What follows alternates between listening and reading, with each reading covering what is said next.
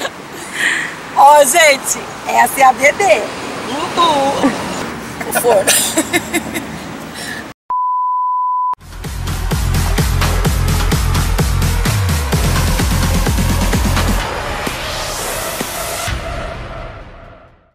Oi, gente! Hoje eu tô aqui em Bauru, um dos cartões postais da cidade, que é o Parque Vitória Régia. Hoje a gente vai falar sobre acidentes do lar. Com quem?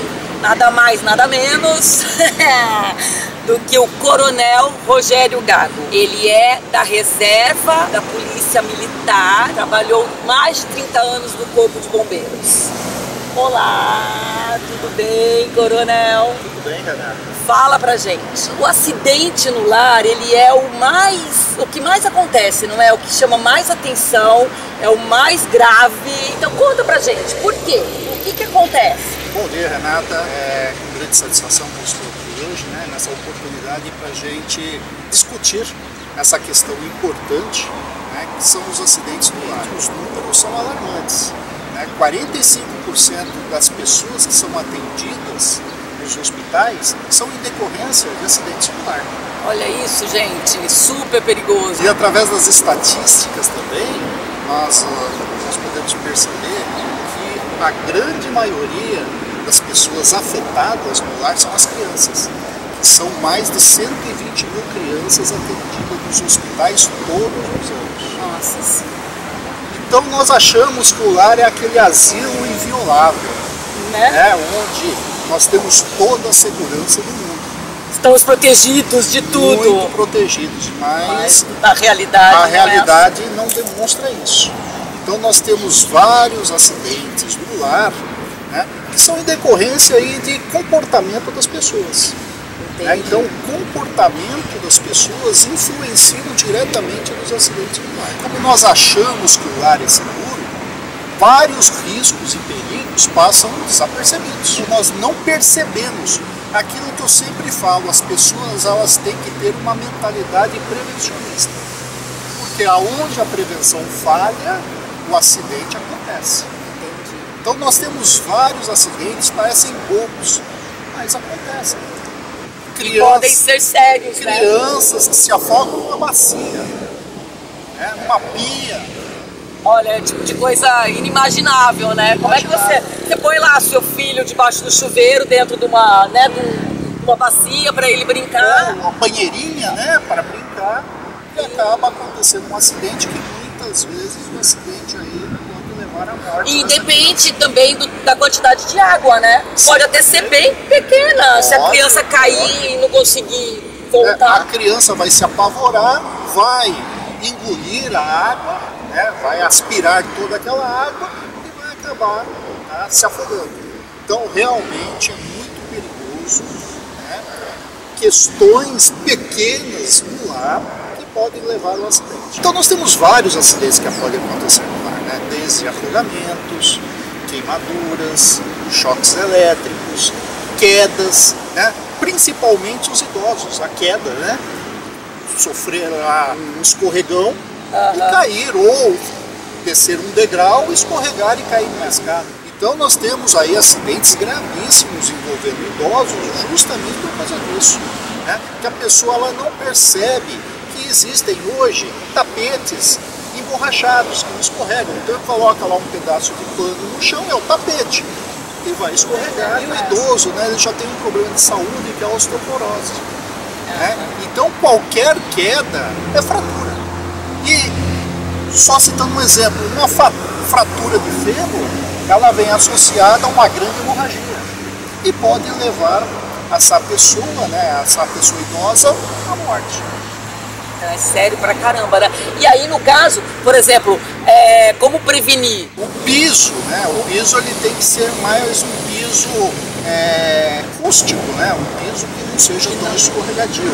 Outra coisa, evitar, né, passar ceras ou produtos que deixam escorregadio o piso, né? Evitar tapetes, evitar em casas que tem idosos de ter degraus, principalmente aqueles degraus pequenos só para dividir um cômodo do outro, né? Um ambiente do outro. Priorizar rampas ao invés de degraus. Né? Então tudo isso são formas de prevenção, mas tudo isso depende daquela mentalidade prevencionista. Né? Você saber identificar os riscos. No banheiro, por exemplo, né, dentro do box do chuveiro, ter lá um tapete emborrachado, né, onde apropriado, né, isso, apropriado para banheiros mesmo, né, para chuveiros. Outra coisa, para pessoa idosa, barras de apoio, né, dentro do banheiro. Tudo isso é importante para a pessoa idosa não sofrer acidentes domésticos. Criança também. Né? Por exemplo, escadas para crianças pequenas, né? Ter um portãozinho de acesso. A legislação fala, né, que as escadas elas devem ter corrimãos em ambos os lados e além do corrimão ter um guarda-corpo. E esse guarda-corpo ele não pode ter vãos superiores a 15 centímetros. Que não passa um corpo, né? É uma bola de diâmetro de 15 centímetros. Então essa bola ela não pode passar nos vãos do guarda-corpo da escada. A criança até 2 anos é aquela fase da curiosidade. Então ela é curiosa, ela quer saber de tudo, porque ela tem que aprender. O aprendizado da criança é muito rápido. Isso é normal, né? E essa curiosidade é normal, faz parte da criança. Panela no fogão, com o cabo para fora. Ela vai querer saber o que está acontecendo, o que aquele cabo está fazendo lá. E ela vai puxar aquilo e muitas vezes, né, aquele produto, aquele líquido que está dentro da panela vai cair na criança e vai queimar. Então, para as mães, né, um conselho para as mães, sempre que for utilizar o fogão, utilizar as bocas do fundo. Da mesma forma, o forno. Certo. Ele fica o vidro. Fica muito quente. E se a criança colocar a mão, ela vai se queimar. Então também, né, é uma sugestão, né, que a gente sempre dá, quando está esquentando o forno, você fazer com que a criança encoste lá para ver se está quente. Mas logo no início. Certo, para ela não se queimar, mas ela perceber que, né, aquilo que tá vai quente, queimar. Que vai queimar. Então são formas, né, você mostrar para a criança e ela realmente aprender que aquilo é um perigo, aquilo lá vai machucar ela, né? Aquilo lá vai causar um dodói, né? Que a gente fala para a criança. Né? E nós temos outros, né? Afogamento em casa, como nós dissemos logo no começo, né? Criança se afogando em bacia. E tem casas que tem piscinas, que a criança ela sabe que aquilo lá é um local para brincar. Piscinas onde tem crianças pequenas, elas têm que ter lá também uma cerca dividindo a área de piscina com a área de casa. Porque a criança é muito rápida. Então é aquela coisa, né? Ai, por um segundo! Enquanto a mãe está lá mesmo, colocando uma panela lá para fazer um almoço, um jantar, é o suficiente para ela correr e cair dentro da piscina. Né? Só que ela caiu dentro da piscina, ela não vai fazer barulho, ela não vai gritar, porque ela já vai tomar água. Então ela não vai gritar.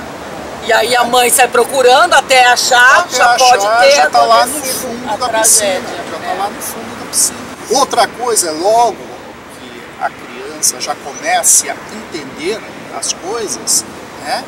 Já levar numa escola de natação. Hoje as escolas de natação, o que elas fazem? Elas têm uma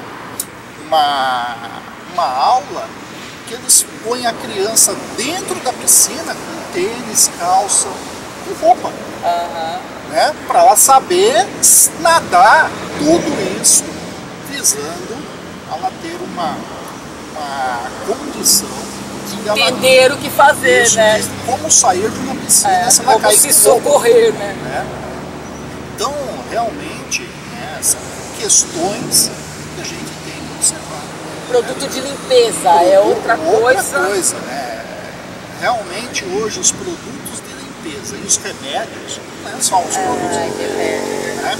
Eles são muito parecidos com doces, com gulosemas, né? Ou os doces são parecidos com eles. Hoje nós compramos aí esses comprimidinhos de chocolate, né? Então a criança ela não sabe discernir isso, né? A criança ela não sabe, para ela o remédio é o doce. Eles são da mesma cor, do mesmo formato. Para ela, lá o produto de limpeza é um refrigerante, é um suco. Né? Então ela não sabe disso. Então ela vai acabar o quê? Fazendo a Ingerir, ingestão, fazendo uma ingestão desses produtos. Então todos esses produtos, quer sejam remédios, quer sejam produtos de limpeza, devem estar em locais altos e armários fechados. E com a chave fora, né? Porque eles aprendem a abrir também. Sim. E sempre que utilizar um produto desse, mostrar para a criança, olha, isso aqui é um produto para a mamãe, para o papai limpar o carro, para o papai e a mamãe limpar a casa, né, para lavar a roupa do bebê. Né? Explicar, né? Explicar sempre. Porque eles sempre forma. Entendem, viu, Lógico. gente? Outra questão importante, animais. Então a criança vai brincar com o cachorro, com o gato, e muitas vezes, né, o animal vai estranhar a criança e vai morder, vai arranhar. Né? Outros, né, nós temos aí em algumas casas aí, problemas com escorpião, né, que é um animal peçonhento aí que pode levar à morte. E com animais, como prevenir? Porque hoje em dia é muito normal, os animaizinhos domésticos, né? As crianças têm que aprender e lidar com animais, realmente ensinando a criança a tratar bem os animais. Porque tem criança que vai puxar o cachorro pelo rabo, mexer a hora que ele está se alimentando, vai querer arrancar o pote de comida dele, ou querer tirar um osso da boca dele. Né? Então essas coisas fazem com que os animais se irritem com a criança. Né? Então, fazer uma convivência harmoniosa entre as crianças e os animais. Agora, por exemplo, os animais peçonhentos, como evitar? Essa questão é realmente evitar que a criança mexa com insetos. Né? Realmente colocar aí não vou falar medo, né? Mas mostrar para a criança que o inseto pode machucar ela. A gente tem geralmente aqueles quartinhos de bagunça, né? Então tudo que não serve você vai colocando um quartinho de bagunça. E normalmente não fica limpando, não adequadamente. Que a gente não limpa com periodicidade. Então realmente são locais onde vão proliferar esses insetos. Há o risco, ou animais. Então, descartar esse material. Né? Manter realmente em casa somente aquilo que você usa. O que você não usa, descarta. Coloca lá na OLX e vende. O que mais? Uma questão que sempre envolve os centros de comunicações, tanto da Polícia Militar como do Corpo de Bombeiros, que é a questão do engasgamento. Uma criança engasgada. Verdade, a gente vê direto, né, nos jornais que a mãe ligou para o Corpo de Bombeiros e eles instruíram como agir. Isso é muito comum. É muito comum. E graças a Deus deu tempo, né, dela ligar e ser instruída, né? Por isso, né, que sempre que eu estiver presenciando um acidente e eu julgar que esse acidente é um acidente grave, uma das primeiras coisas que eu devo fazer é acionar as equipes de emergência. Quer seja Polícia Militar, Corpo de Bombeiros, SAMU. Isso abrevia o tempo-resposta. E o tempo-resposta é essencial. Cada segundo é precioso. Então a criança engasgou em casa, principalmente bebês, né? Com leite, com água, até com comida, né? Então, muitas vezes a mãe não sabe o que fazer. E se ela for esperar o Corpo de Bombeiros ou o SAMU chegar na residência, já decorreu de um certo tempo. Que o tempo-resposta das unidades de emergência geralmente é em torno de 8 minutos.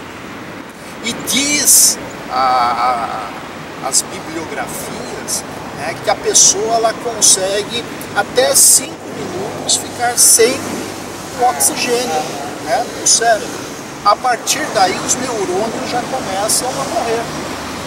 E o neurônio é uma célula que não tem regeneração. Então a criança a partir de 5 minutos ela vai começar a ter sequelas. E até que todos os neurônios morram e ela perde o cérebro. É grave pra caramba. Já é chamada uma morte cerebral, que não tem reversão. Então, Eu não posso perder tempo. Normalmente a gente pensa assim, quando fala em engasgar, ai, com comida, pegou uma bala que parou. Até com água a criança pode engasgar e pode ter essa coisa de não voltar? Sim, até com leite, é muito comum. Né? Ela engasga, o bebê engasga com leite. E há o quê? A perda da respiração. Né? Então ele fica sem respirar.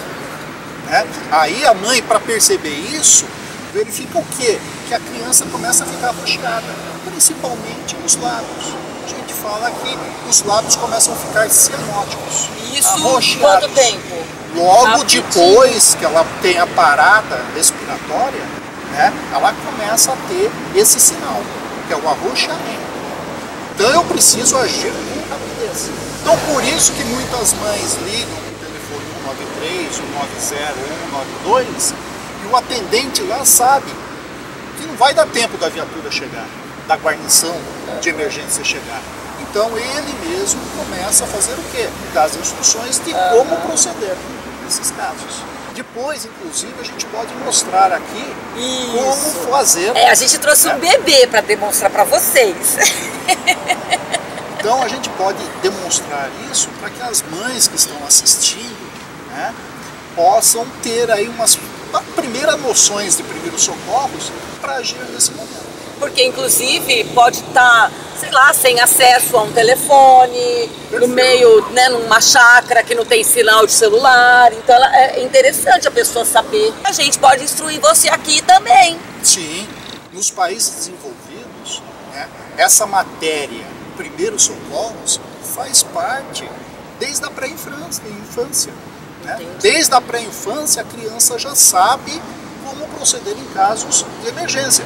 Nós vimos recentemente no Fantástico uma criança dentro de casa, né, que a mãe sofreu um ataque cardíaco, ligou para o telefone de emergência e falou: minha mãe está sem respiração, sem batimento cardíaco.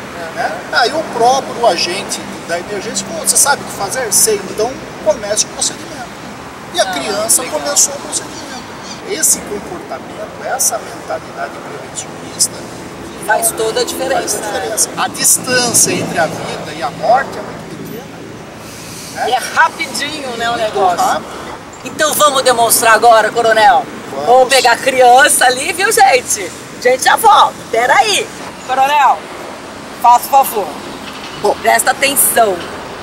Como eu disse, né, a criança, nós chamamos de bebê até 2 anos de idade. Tá? Então a partir daí nós já tratamos como crianças. Então no caso do bebê, que ainda está na sua fase de amamentação, geralmente acontece aí um engasgamento. O engasgamento com líquidos é diferente do engasgamento de alimentos, né? De alimentos sólidos. Porém, nesse caso, nós vamos tratá-lo da mesma forma, porque a mãe não vai ter condições de aspirar, porque o líquido ele deveria ser aspirado. Né? Ele deveria ser aspirado. Então, como eu tenho que ter equipamentos para fazer a aspiração, então nós vamos tratar a criança que está com engasgamento independente do líquido ou do sólido. Tá? Então a criança, quando ela está engasgada, o que acontece? Ela começa a ficar arroxeada. Então ela não chora, né? Ela parece estar inconsciente. Agora, se a criança estiver chorando e tossindo, eu não preciso fazer nada. Ela mesma vai reagir. Porque a própria tosse é uma reação. Né? A própria tosse faz com que aquele objeto ou aquele líquido saia. Então eu não preciso fazer nada. A única coisa que eu tenho que realmente prestar atenção é que para ela não aspirar o vômito dela. Então eu tenho que deixar ela lateralizada, se ela estiver tossindo, né, ou chorando. Tá? Agora, se ela realmente estiver cianótica, arroxeada, né, sem reação, o arroxeamento vai aparecer nos lábios e nas unhas da criança. Tá? Nas unhas da criança. Então, o que eu faço? Né? Primeiro eu tento fazer um estímulo, chamá-la. né, para ver se ela volta a respirar. Se ela não voltar, eu vou colocar ela. Mas aí, para chamá-la, chacoalha, quem não faz? Não precisa chacoalhar muito. Ei, ei, ei, acorda, ei, chama o nome dela. Né? Entendi. Né? O que eu vou fazer? Eu vou colocar ela de bruços em cima do braço. Tá? Então, do meu braço esquerdo, no caso. Então, eu vou colocar o dedo em V, segurando o rosto, porque se eu segurar aqui embaixo, eu vou sufocar a criança. Vai piorar. Tá? E a cabeça dela vai cair. Né? Então eu apoio o dedo em V entre a boca e o nariz da criança. Certo. Né? Coloco ela de bruços em cima do braço. E coloco a cabeça dela mais baixo que o corpo, que o tronco. Né? Vou apoiar no local, tá? Porque eu vou fazer algumas pancadas nas costas da criança. E se eu fizer aqui, o que vai acontecer? Ó, não vai fazer efeito. Não vai fazer efeito. Então eu coloco ela em cima do joelho, né? Ou da coxa. Né? E com o primeiro terço da mão, eu dou 5 pancadas entre os omoplatos, ou melhor, entre as escápulas dela, bem no meio. Entre as asinhas. Isso, entre os ombros, né? Isso. As escápulas dela. E 5 pancadas. 1, 2, 3, 4, 5. Dei as pancadas, com a própria mão aqui eu já pego, viro a criança ao contrário, em cima do outro braço. E coloco também na perna.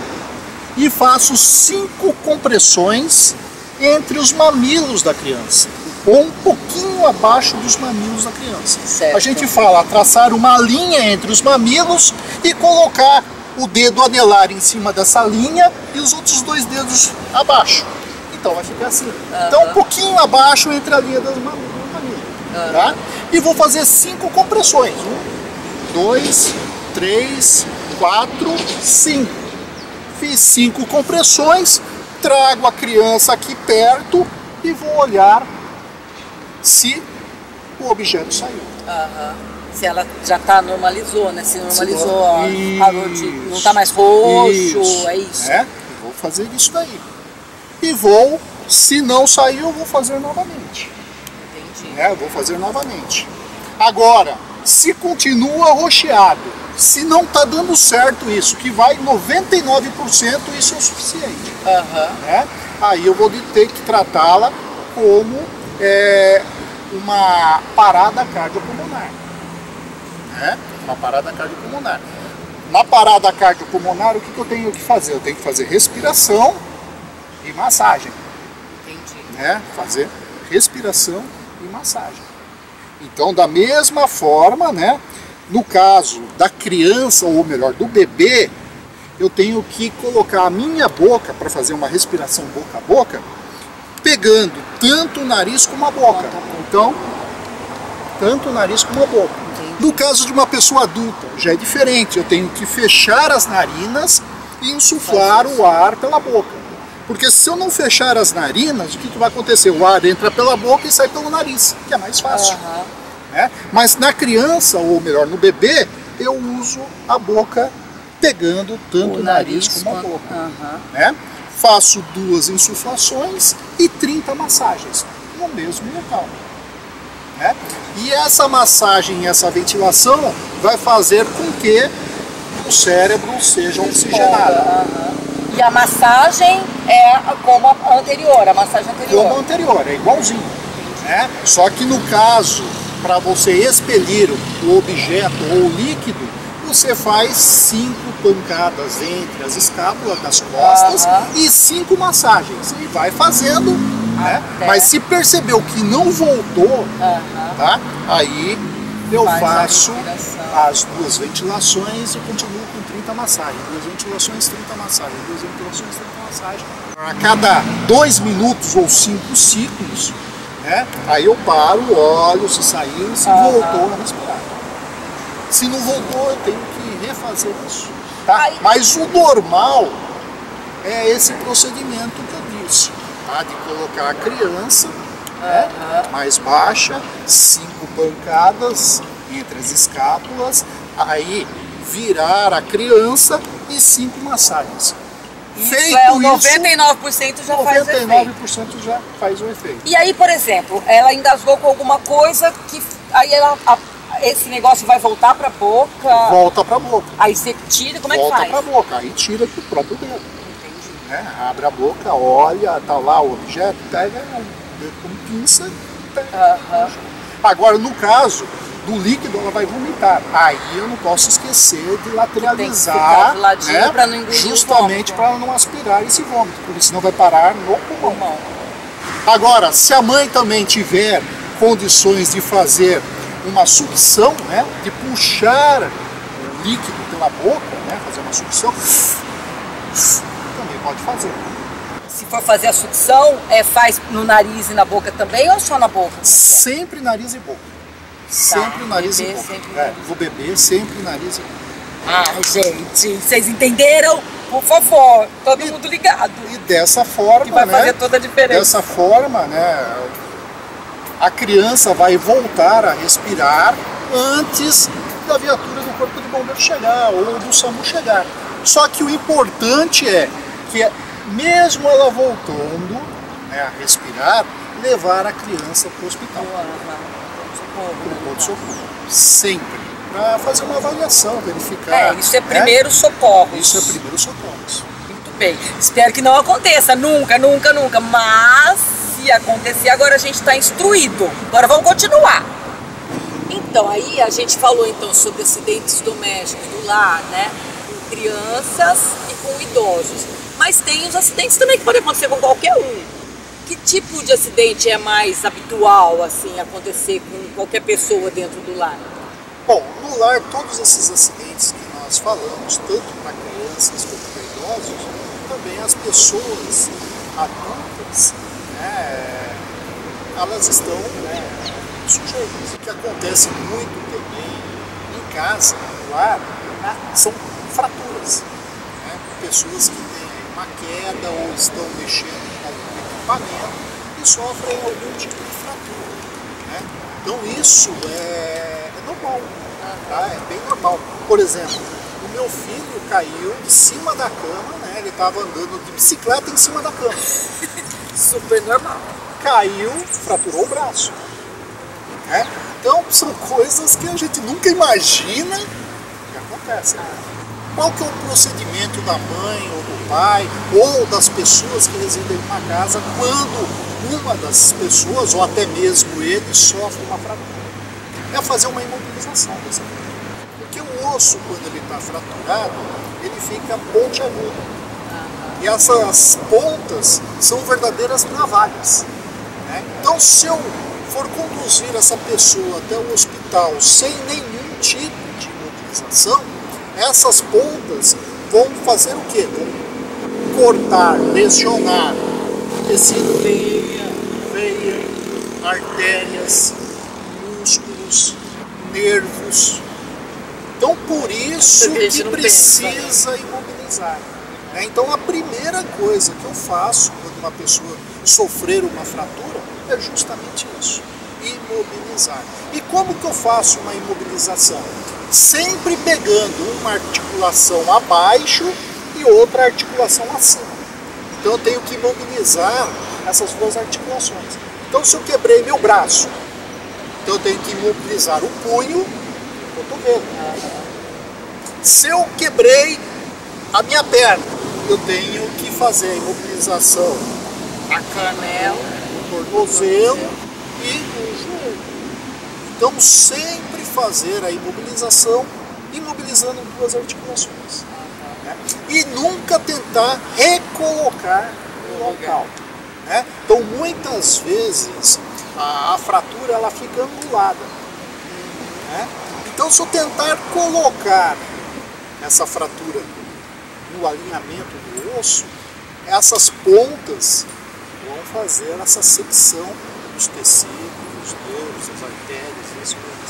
Então eu sempre faço a imobilização, tá, do local fraturado. E aí como? Tipo, pega uma madeira, Como é que faz? Pega uma A gente faixa? diz, né, que em casa nós vamos usar os meios de fortuna. O que são esses meios de fortuna? Revista, pedaço de madeira, de talas, papelão, caixa de papelão. Né?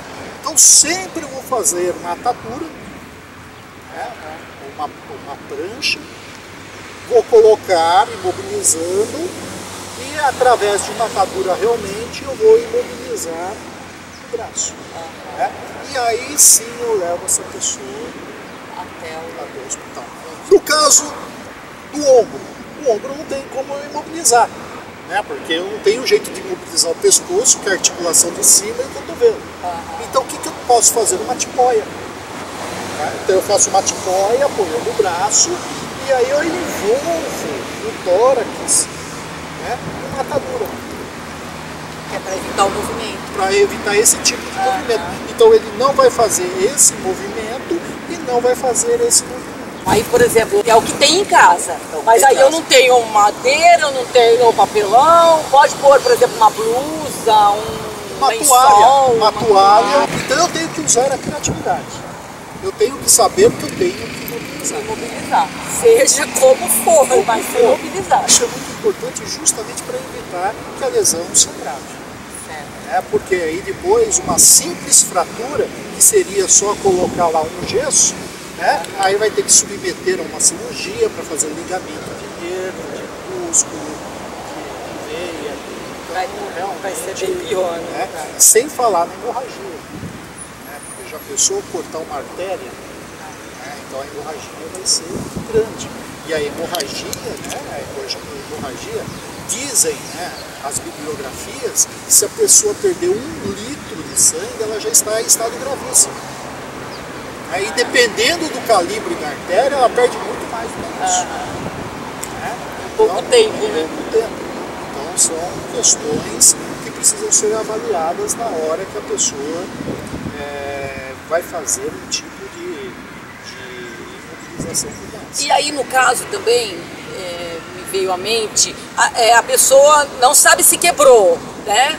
Mas acha que também faz todo esse procedimento. Também faz. Porque você não precisa ter a certeza, suspeitou, faz a imobilização. É a mesma coisa, quando uma pessoa sofre uma queda de uma certa altura, né, eu já tenho que associar a um trauma de coluna.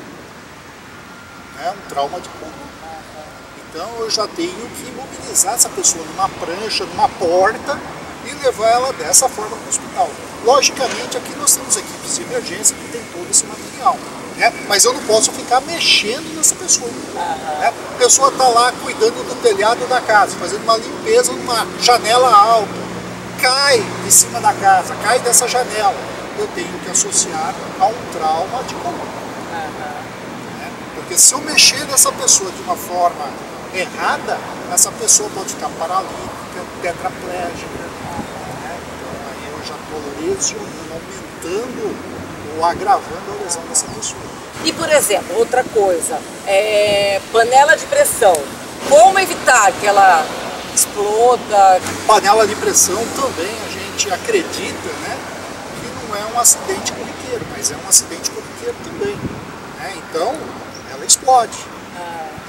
O que eu tenho que fazer para evitar isso? Ou ter uma panela que não seja muito velha. Dizem que a panela velha que faz comida boa, mas nesse a de caso, pressão não. E sempre a hora que vai limpar a panela, limpar também a válvula de alívio, que é uma válvula de alívio da pressão.